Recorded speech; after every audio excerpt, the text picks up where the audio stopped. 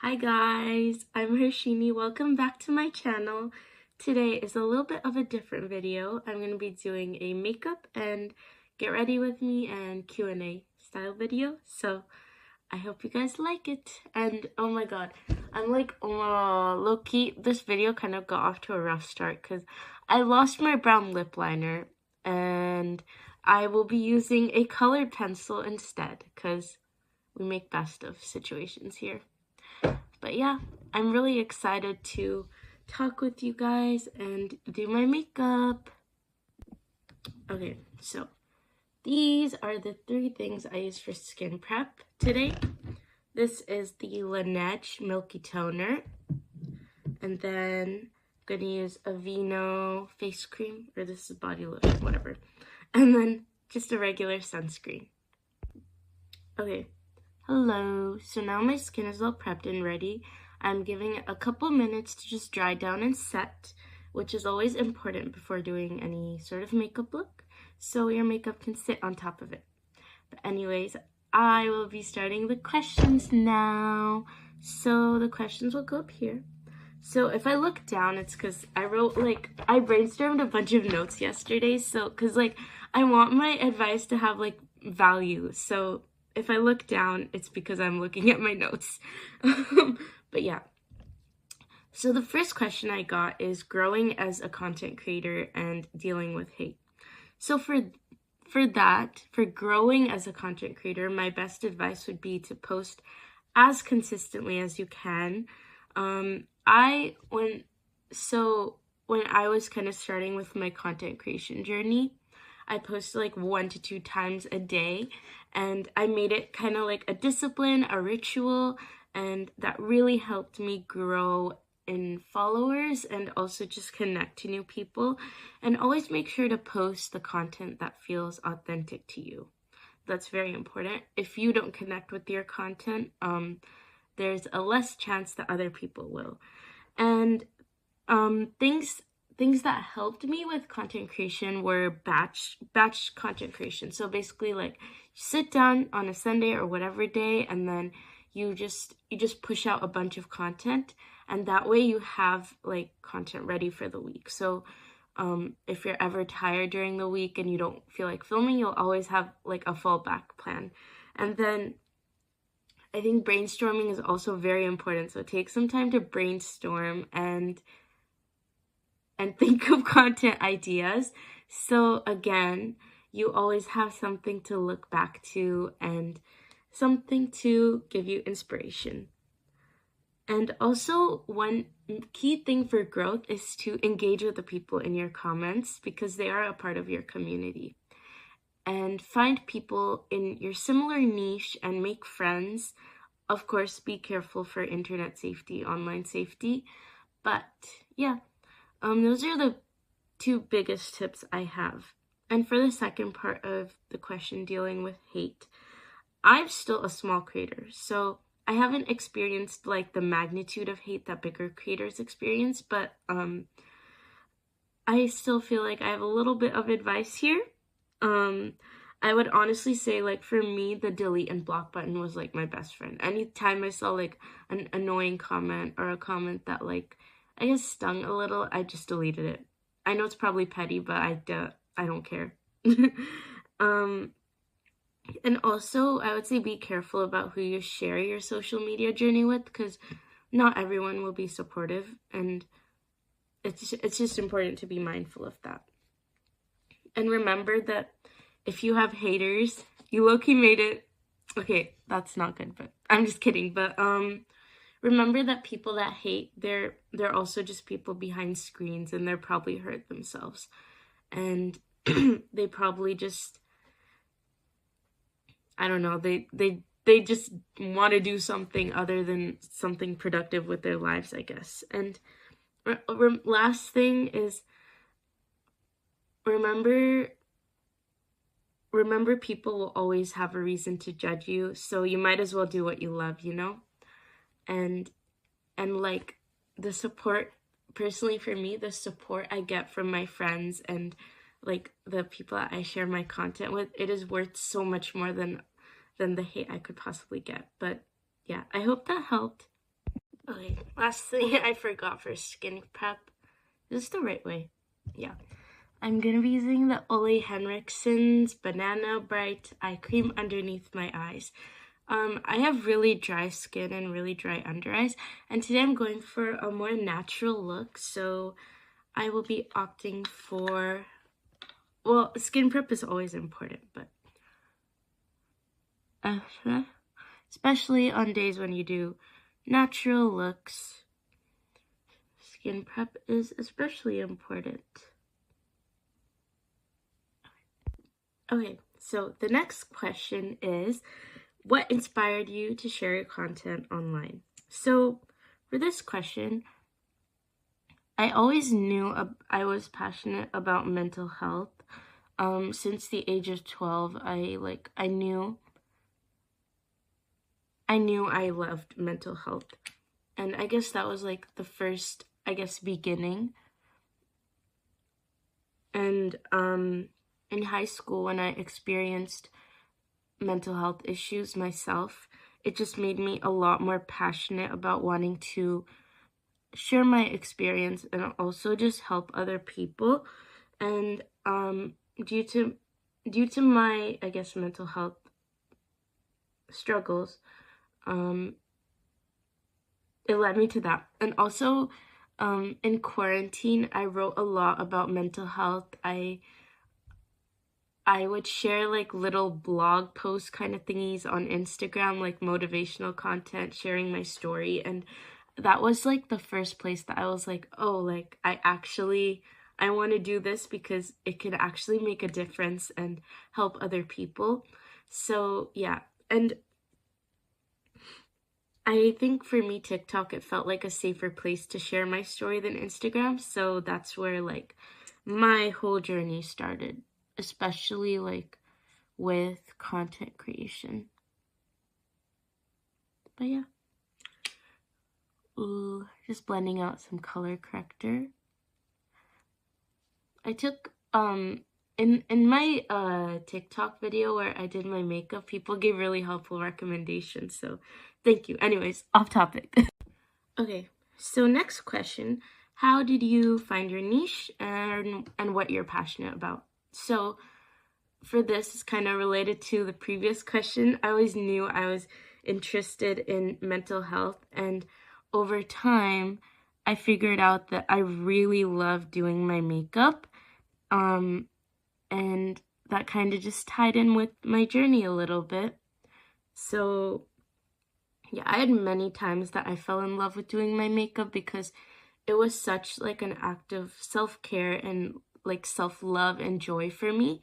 But I remember one moment, I was actually in EMT school, and I had one of my good friends named Sophia, shout out Sophia. She was really good at doing her eyeliner, and I was like, oh my god, like I want to learn too.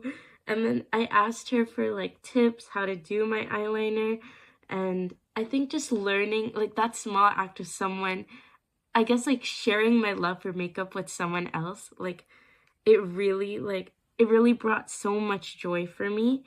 And yeah, I've never looked back, and ever since I've learned how to do my eyeliner, like I was always excited to get ready and just try different eye looks for EMT school, experiment and play around. But in a way that was obviously still professional, because I don't think you can be going with a full face for EMT school. Or you can, but I just didn't, but yeah. Next question, I love this one. If I could do makeup for a celebrity, which celebrity would I choose? And okay, so this person's more of like an influencer, but I would really love to do my makeup for an influencer named Monica Ravichandran.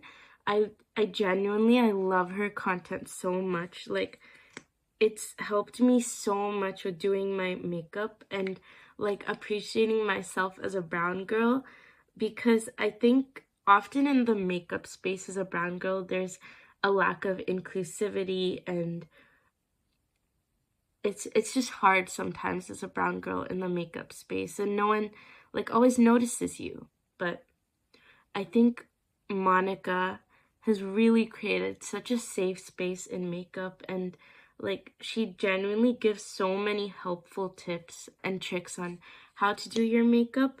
And like I would look like a clown if it weren't for her. So I would love to try doing her makeup. I am not the best at it, but I would love to try and just learn from her and see what any sort of tips or tricks that she might have for me, and just like get to know her as a person. And yeah, I think it's just beautiful to connect with other brown girls. So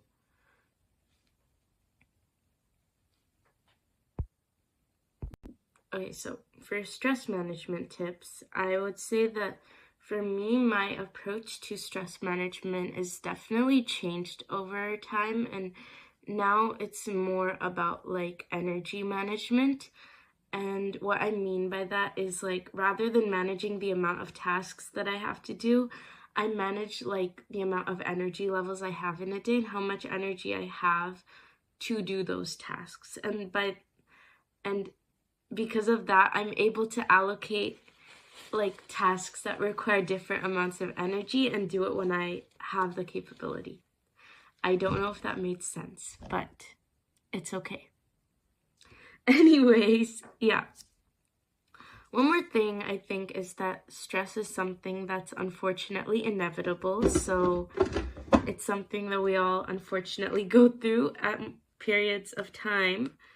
But I personally, when I'm like, I have times when I get so freaking stressed that like it's just hard for me to like do anything. Like I'm in a state of like fight or flight or freeze or whatever they call it. When I catch myself in those moments, I just try to take a step back and rewire my mindset and continue. But for me, like tangible things that I do to help me with my stress are to make to-do lists. I know to-do lists don't work for everyone, but for me they really do. They just help me with like I'm a very visual person, so writing out what I have to do, it really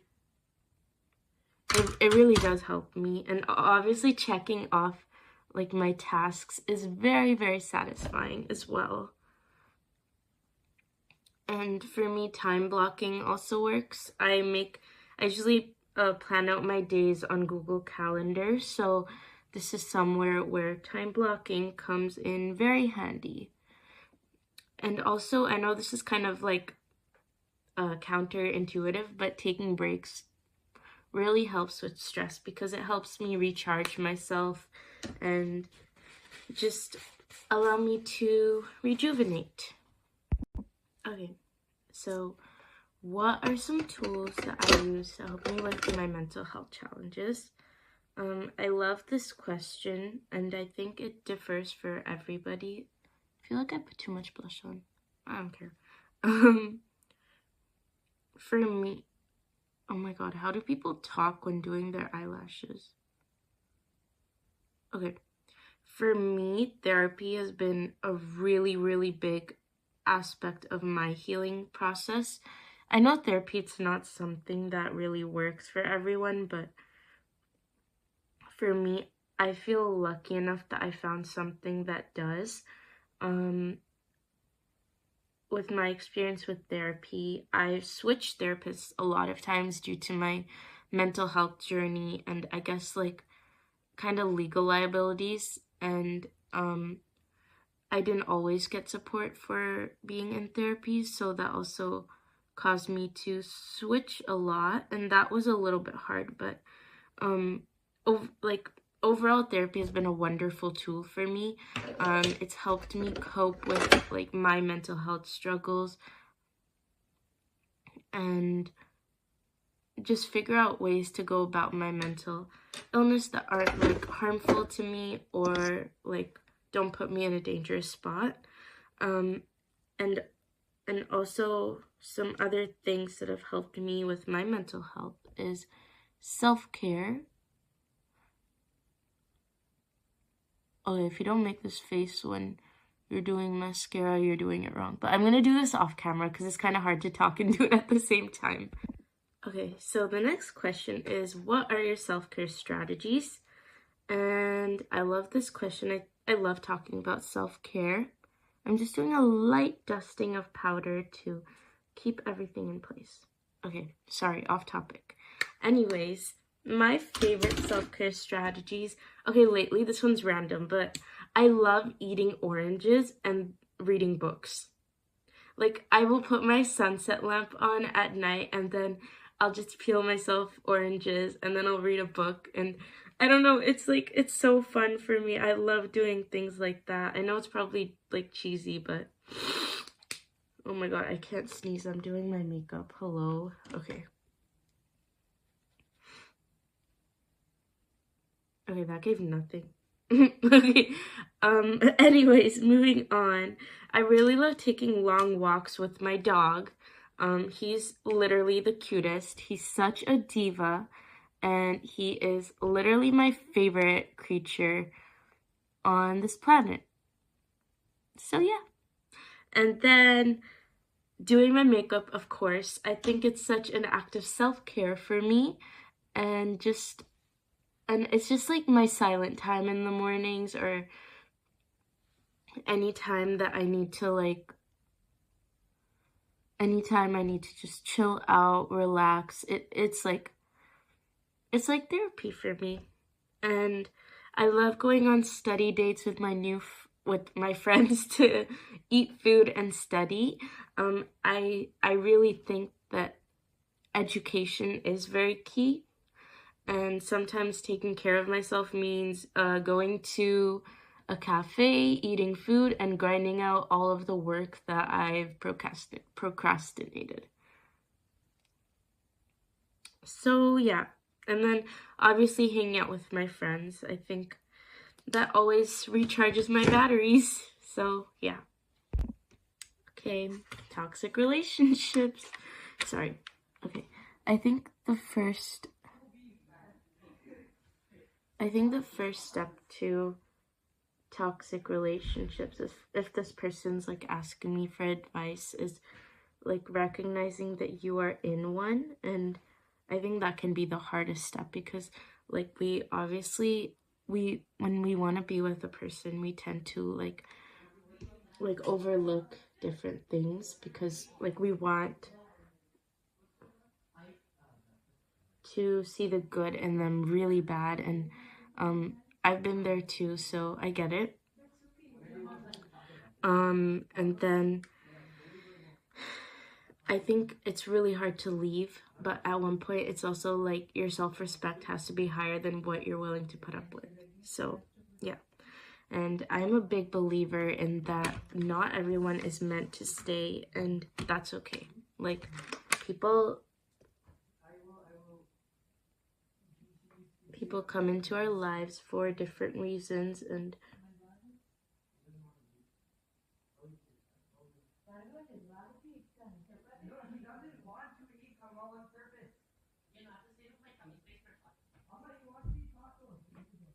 I don't know what they're yapping about. Okay. This is the worst eyeliner I've done. Sorry, where was I? Toxic relationships. Okay. Yeah, I was saying everyone, like, they come into your life for a different reason, and sometimes like they're not meant to stay, and it's definitely hard to come to terms with. So I feel you if you're going through it. Oh my god, this line is so ugly. This is not going well. Okay, sorry. But yeah, remember, like, I think for me,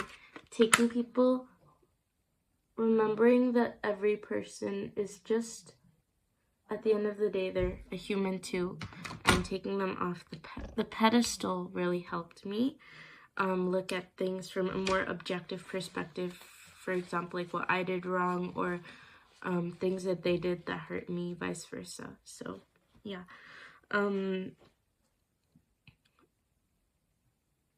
And I think one thing that was important for me to remember is that once I got out of relationships that were toxic and kind of like had some room to objectively look at it, it was like at one point you have to choose your pain in a sense. Like, do I want to experience discomfort because I'm growing, or do I want to experience so much discomfort because I'm in a toxic relationship? I don't know if that's the best advice, but like that's where I'm at right now. So yeah, that's my little spiel on toxic relationships. Let me know if you guys want me to talk more about this. It's definitely like, yeah, sorry, this was a yap. Oh my god. Okay, I redid my eyeliner on this side. I low-key don't like my eyeliner today, but it's fine. Okay, so the next question is, I also really like this one. It's basically asking, what are some things that I understood in life that most other people haven't understood yet? And for me, I think this is a really like personal experience.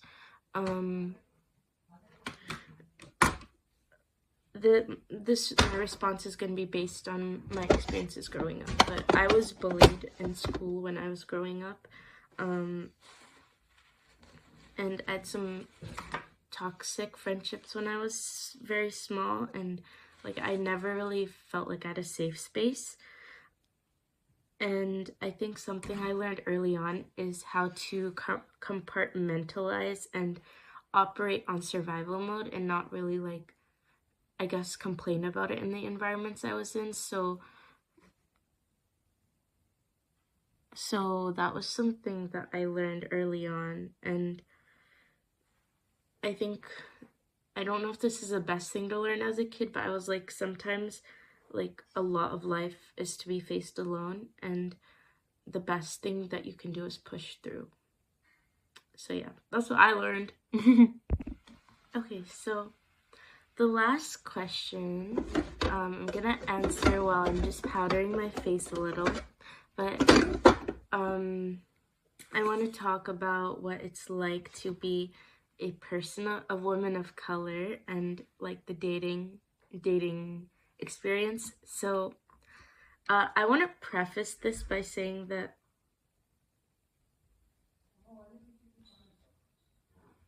powder is so powdery, what the hell? Okay. I want to preface this by saying like I've never been in a relationship before, so I think my perspective on this is gonna be a bit... Hello, I look like a ghost. Okay. Anyways, my perspective on this is gonna be a little bit different. But I think dating is something that has been hard for me because I've never made it like a full-on like priority in my life, because I just like, first of all, I wasn't really allowed to, and second of all, like I just found fulfillment in other areas of my life. So I was like, I'm fine without having like a romantic partner right now. But I am 20, so the question, I am asked the question more often now that I'm growing up, like where's my partner, like marriage and stuff. But yeah, and I think it's like, especially nowadays, it's so hard to find someone, and I like want to validate that. And as women of color, like we do face our own struggles, and I think like the main part of marriage that's like hard and scary for me, it's not me finding a partner, like going through a relationship. It's more of the family approval, like what, like for example, if I was to get married to a girl or someone who is not Indian, because I am bi, so I know that's something that's not very talked about, and often accepted as well, and yeah, So it's more of the fear of approval from other people, especially the ones closest to you, which it shouldn't be the case, but unfortunately it is. So I find that part really scary. And it's just like, as a woman, there's so much pressure to just cater to people, like always serve, always be the caretaker, which I don't have a problem with, but it's also like, I feel like a lot is lost in that. Like, there's no independence. Like, it's just like, once you're married, you don't really have it. Sometimes it feels like I won't have my sense of self anymore, and I'll just be like, I have to listen to whatever's expected of me and be miserable all the time. And I think that's the scariest part. Like, I don't want to succumb to other people's expectations of me and what I should be like. I want to be myself. But yeah, it's really hard, and I would love to make another video on this if you guys want. So let me know in the comments if you would like that as well. So this is the completed makeup look. I will say, it's definitely not my favorite look that I've done, but I had a lot of fun doing it, and I think that's what matters.